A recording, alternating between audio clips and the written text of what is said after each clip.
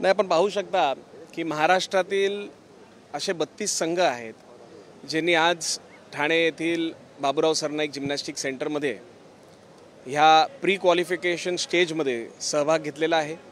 ह्या 32 संघांपैकी 16 संघ ह्यांची निवड केली जाईल आणि 18 तारखेला डोम SVP स्टेडियम वरळी या ठिकाणी ह्या 16 संघांमध्ये जो प्रो गोविंदाचा कार्यक्रम आहे, जी स्पर्धा आहे ती त्या ठिकाणी केली जाणार आहे। मी आपल्या सगळ्यांना एवढंच सांगतो की राज्याचे लोकप्रिय मुख्यमंत्री सन्माननीय एकनाथ शिंदे साहेब यांच्या नेतृत्वाखाली आज ह्या कार्यक्रमाचं आयोजन आम्ही सर्वजण या ठिकाणी करत आहोत। सन्माननीय आमदार प्रताप सरनाईक साहेब यांचा जो स्वप्न होता की आमचा महाराष्ट्राचा गोविंदा हा पूर्ण फक्त महाराष्ट्रात नव्हे तर संपूर्ण जगामध्ये तो जायला हवा, ह्या दृष्टिकोनातून आज या कार्यक्रमाचं आयोजन आम्ही सगळ्यांनी केलेलं आहे। गोविंदा हा निश्चितपणे महाराष्ट्रासाठी दहीहंडी हा फार मोठा एक उत्सव आहे, सण आहे आणि गेल्या वर्षी आम्ही सन्माननीय मुख्यमंत्री एकनाथ शिंदे साहेबांकडे एक विनंती केली होती की राज्याचे आपले जितके गोविंदा खेळाडू आहेत यांचा जो विमा आहे तो विमा राज्य शासनाच्या वतीनं तो त्यांना देण्यात यावा, जेणेकरून शेवटी कसं ही मुलं असतात, ही खेळणारी मुलं असतात, ह्यांना दुसऱ्या कुठल्याही अशा विमा कंपनीच्या भरोश्यावर न राहता त्यांचं पूर्ण जे आपण सेफ्टी आणि सिक्युरिटी म्हणतो हे राज्य शासनाच्या वतीनं उचललं जायला हवं। म्हणून सन्माननीय आमदार प्रताप सरनाईक साहेबांनी विधानसभेचं ज्यावेळेस अधिवेशन सुरू होतं त्या अधिवेशनाच्या वेळेस त्यांनी विनंती केली होती की जे महाराष्ट्राचे गोविंदा आहेत ह्या गोविंदांना विमा पुरवायचं काम सरकारने करावं आणि म्हणून ह्या वर्षी गेल्या वर्षी सुद्धा आणि यंदाही महाराष्ट्र शासनाने सन्माननीय मुख्यमंत्री एकनाथ शिंदे साहेबांनी 75,000 गोविंदांना विमा देण्याचं काम हे केलेलं आहे। बघा, आयोजक म्हणून आमची जबाबदारी असते। आज बघा शासन आहे, शासन तर नक्कीच ह्या गोविंदांच्या पाठीशी आहे, परंतु आयोजक म्हणून जे गोविंदा आमच्या कार्यक्रमाला यशस्वी करतात, ज्या गोविंदांमुळे आज आमचं नाव झालेलं आहे, ज्या गोविंदांच्या मदतीमुळे आज आम्हाला अशा भव्य दिव्य कार्यक्रमांचं आयोजन करता येतं आहे, अशा गोविंदांचं विमा किंवा ते पूर्ण त्यांचं ज्या काही त्यांच्या अडीअडचणी असतात ते पूर्णपणे सोडवण्याचं काम म्हणून ती आमची जबाबदारी आपण समजतो। आणि म्हणून आज ह्या कार्यक्रमाचं पण आपण जर पाहत असेल तर आज एका दिवसामध्ये कमीत कमी या 2 दिवसामध्ये 27-28 7,000हून अधिक खेळाडू हे या ठिकाणी येणार आहेत आणि या प्रत्येक गोविंदाचा इन्शुरन्स ह्या कार्यक्रमाच्या माध्यमातून आणि 18 तारखेला होणाऱ्या कार्यक्रमाच्या माध्यमातून आम्ही केलेला आहे।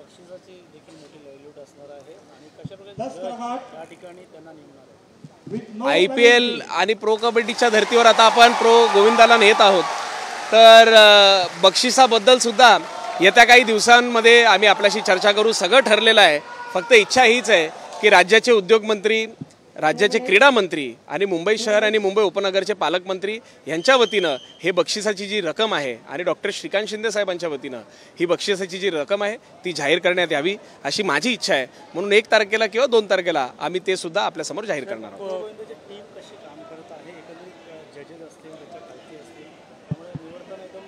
आपण पाहू शकता की या ठिकाणी 30 समितीच्या सदस्यांना काहींना जज म्हणून जबाबदारी देण्यात आलेली आहे, काहींना रेफरी म्हणून जबाबदारी देण्यात आलेली आहे, काहींना हेड जज म्हणून जबाबदारी देण्यात आलेली आहे, तर काहींना हेड रेफरी म्हणून जबाबदारी देण्यात आलेली आहे। असे प्रत्येक समितीच्या सदस्याला एक जबाबदारी देण्यात आलेली आहे। ह्या समितीतले काही जे सदस्य आहेत हे खेळाडूसुद्धा आहेत, परंतु त्यांनी ह्या प्रो गोविंदामध्ये सहभागी होण्यासाठी त्यांनी त्यांचं खेळाडू पदाचा जो आपण म्हणजे असं समजा की त्यांनी त्यांचा खेळाडू पदाचा राजीनामा ह्या प्रो गोविंदासाठी दिलेला आहे, कारण एका वेळेस ते एकच जबाबदारी ते स्वीकारू शकतात आणि म्हणून ह्या 30 जणांची आमची जी समन्वय समिती आहे त्या समितीच्या वतीनं ह्या प्रत्येक ह्या कार्यक्रमाचे प्रत्येकाला जबाबदारी देण्यात आलेली आहे।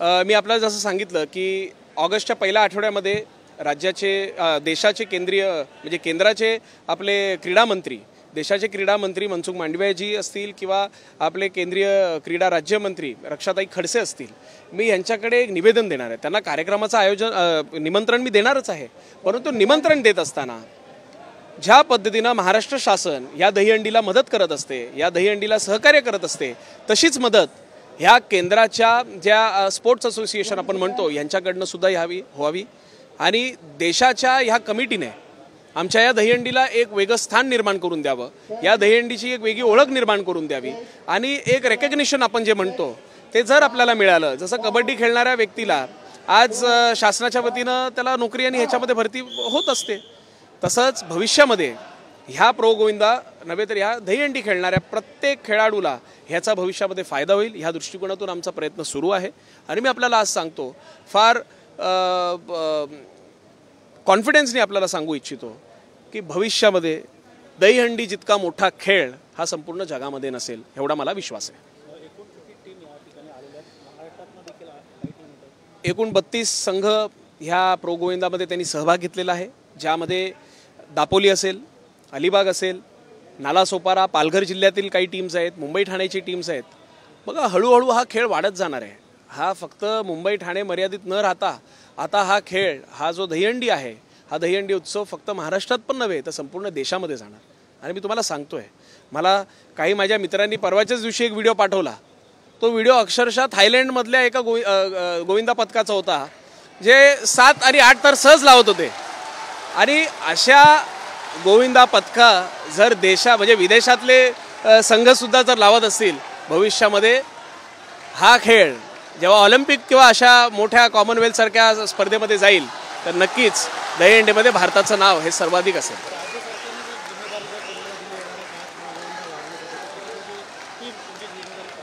बघा मी आता ठरवलेलं आहे, प्रो गोविंदाला आता एवढं वाढवायचं आहे. शेवटी ही महाराष्ट्राची अस्मिता आहे, हे महाराष्ट्राचं एक ॲसेट आपण म्हणतो, हे महाराष्ट्रासाठी एक ॲसेट आहे. आणि या महाराष्ट्राच्या ॲसेटला आपण ह्याला इंटरनॅशनल घेऊन जाणार आहोत.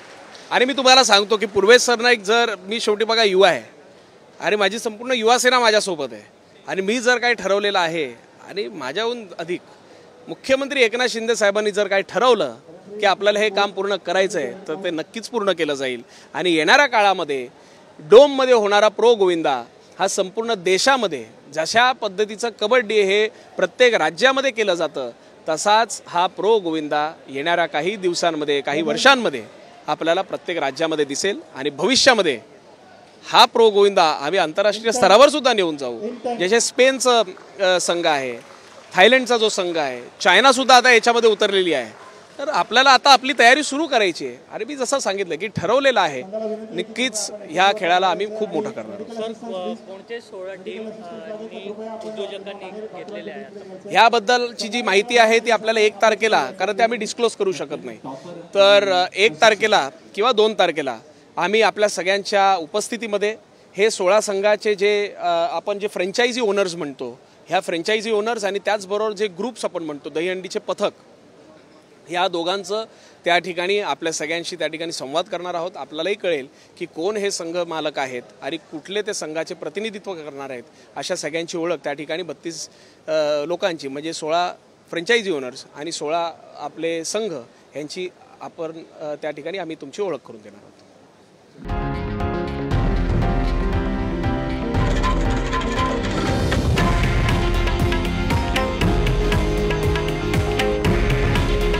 हे आहे देशातील नंबर 1 न्यूज नेटवर्क आणि आपण पाहत आहात TV9 मराठी.